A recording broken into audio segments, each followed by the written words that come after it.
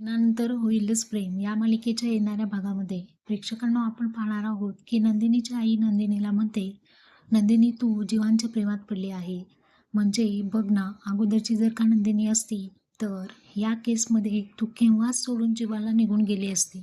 परंतु तू तसं केलं नाहीस आणि मलाही दिसते तू त्यांच्या प्रेमात पडली आहे. इकडे आपण पाहतो की जीवा नंदिनीच्या बाबांचं मन जिंकण्यासाठी प्रयत्नशील असतो.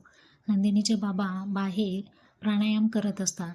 ओम असं उच्चारण करत असतात आणि जेव्हा एक डोळा उघडून त्यांच्याकडे पाहतो, त्यावरती नंदिनीचे बाबासुद्धा पाहतात. तर जेव्हा म्हणतो, "तू इथे असं नाही म्हणायचं, ओम म्हणायचं."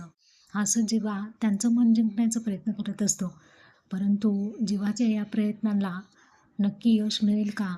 की नंदिनीचे बाबा अजूनच चिडतील?